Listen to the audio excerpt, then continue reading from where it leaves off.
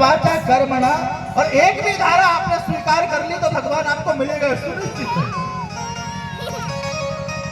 लेकिन माता यशोदा कौन है? गोकुल की रानी है।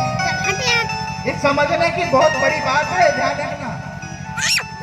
जिसके घर में 9 लाख गैया नंदबा वाके नित नए महान हो। अच्छा विचार करिए, जिसके घर में 9 लाख गैया होंगी, 1 लाख नौकर जरूर होंगे। बैटरी 9 लाख गैया होंगी तो 1 लाख नौकर जरूर होंगे। पर माता यशोदा अपने लाला की सेवा स्वतः करती है, अपने कन्हैया की सेवा करो उधम करो। आज की स्थिति कैसी है? जरा वैभव आ जाता है तो घर में पोछा लगाने वाली बाई, कपड़े धोने वाली बाई, रोटी बनाने वाली बाई, बच्चा हो गया तो बच्चा संभालने वाली बाई। अब बताओ कितनी बाई हो गई? कितनी बाई हो गई? 4 हो गई ना, एक ही कमी है,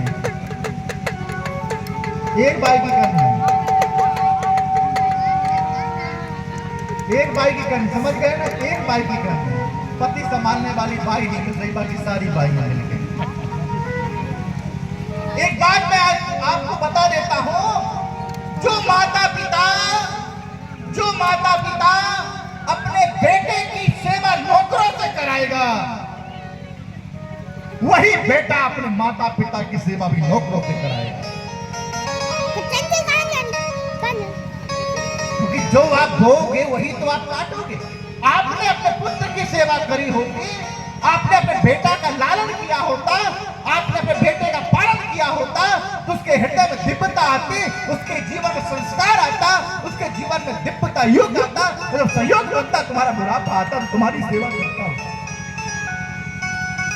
याद रखना, यारे वैभव कितने भी हो, पैसा कितना भी हो, लेकिन बेटे की सेवा तो स्वतः करना चाहिए।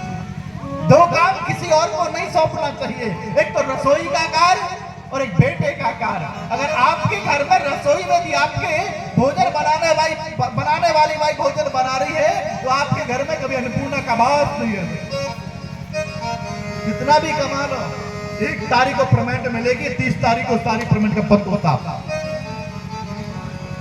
पहले 1 व्यक्ति कमाता था, 4 व्यक्ति बैठ के खाते थे, और आज 4 व्यक्ति कमाते हैं पर 1 व्यक्ति बैठ के नहीं खा पाता। स्थिति ऐसी परिस्थिति बनती जा रही है। क्यों?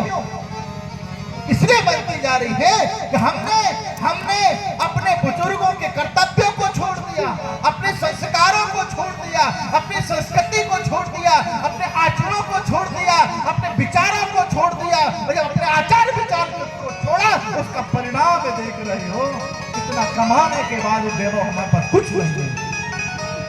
मेरे भैया,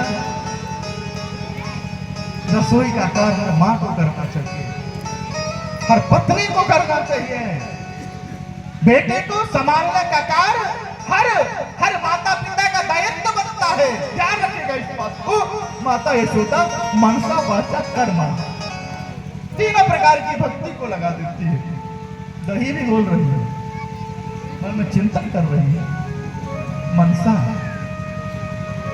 मन से विचार कर रही है। मेरा लाला उठेगा तो मांगर मांगेगा, मेरा लाला उठेगा तो मांगर मांगेगा, और मांगेगा तो मांगर देना पड़ेगा। और देने के लिए क्या कह रही है? माखन।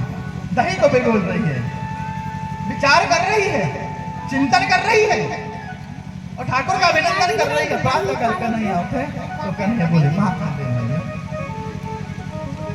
मुझे माखन दे दे,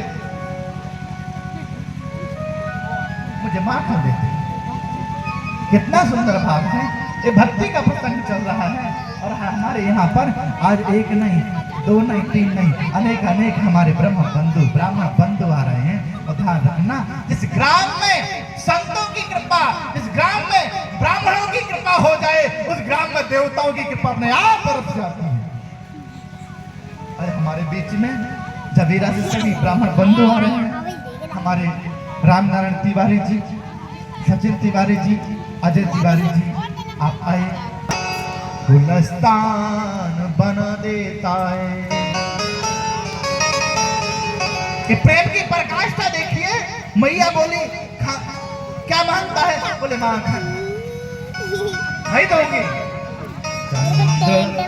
दे दे माखन न दूंगी। जे हो लोट